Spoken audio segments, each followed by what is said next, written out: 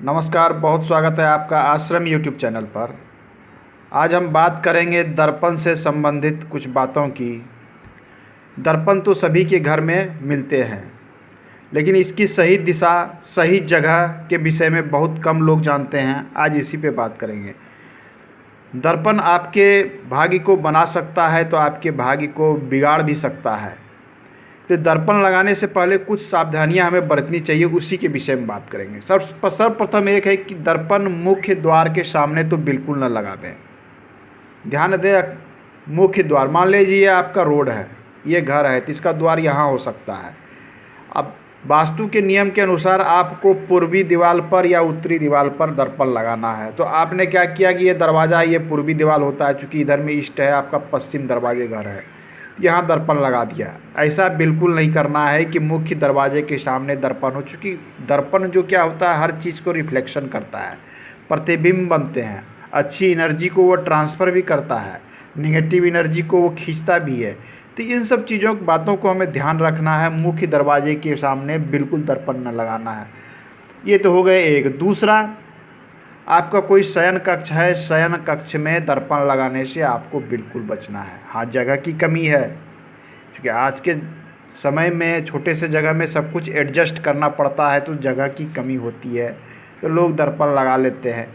ये कुछ लोग अपने शौक़ से भी लगा लेते हैं दर्पण, बड़े बड़े दर्पण।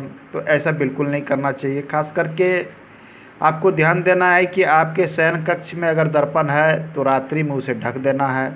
अगर दर्पण है तो ध्यान देना है कि बेड के बिल्कुल आमने सामने ना हो। इन बातों पर आपको ध्यान रखना है। आपका घर है तो घर में कहीं न कहीं बाथरूम होगा, टॉयलेट होगा, तो दर्पण में एक चीज़ रिफ्लेक्शन होता है, प्रतिबिंब बनता है। तो दर्पण में कभी भी ऐसे जगह का जो है रिफ्लेक्शन, अशुभ प्रतिबिंब नहीं बनना चाहिए, चाहे वो बाथरूम का हो, टॉयलेट का हो, या अन्य कहीं पर आप कुछ ऐसा सामान रखते हैं, मान लीजिए आपका डस्टबिन रखते हैं, तो दर्पण में उसका रिफ्लेक्शन नहीं बनना चाहिए। इस बात को आपको ध्यान रखना है कि दर्पण में अशुभ प्रतिबिंब नहीं बनना है, बाथरूम के सामने नहीं लगाना है। उससे होता क्या है कि आपने तो लगा लिया, मान लिया बाथरूम आपके बिल्कुल सही दिशा में था, इस दिशा में बाथरूम था, दर्पण आपने यहाँ लगा लिया। अब दर्पण में जो रिफ्लेक्शन हो रहा है, तो बाथरूम अब इसका दिशा यहाँ से हट के इधर चला गया, ईशान की तरफ चला गया। तो ये आपके लिए फिर निगेटिव हो सकता है। निगेटिव ऊर्जा यहाँ पर प्रभावित होगी, वो आपके साथ समस्या उत्पन्न करेगा, स्वास्थ्य में समस्या उत्पन्न करेगा, आपके कार्य में व्यवधान उत्पन्न होगा, आर्थिक स्थिति पर व्यवधान होगा। तो इन सब छोटी छोटी बातों को ध्यान देना है। और आजकल मार्केट में कई तरह के दर्पण मिलते हैं, कुछ गोलाकार, अंडाकार। दर्पण मुख्य रूप से आप वर्गाकार या आयताकार लगावें, ये सबसे अच्छा माना गया है। ऐसे आप अंडाकार, गोलाकार भी लगा सकते हैं, लेकिन ये इतना शुभ नहीं है जितना कि आपको चकोर आकार का दर्पण बनाते। नुकीला, 3 कोण वाला, अटपटा सा आकार वाला, बहुत तरह के मार्केट में दर्पण आ गए अटपटा सा, कोई इस प्रकार से है, कोई इस प्रकार से।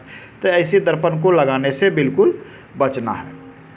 अन्य जब पॉइंट की बात करें तो आपको एक बात का ध्यान रखना है कि किसी भी आपने रूम में, शयन कक्ष में या फिर ड्राइंग रूम में कहीं भी लगाया है, तो दरवाजे के सामने, तो दरवाजे और खिड़कियाँ ऐसे इस अवस्था में नहीं लगाना है कि आप दरवाजे और खिड़की बिल्कुल एक सामने से प्रतिबिंब बन रहे हैं। आपको ऐसे दर्पण लगाने से बचना है कि दरवाजे और खिड़कियों की ओर दर्पण नहीं लगाना है।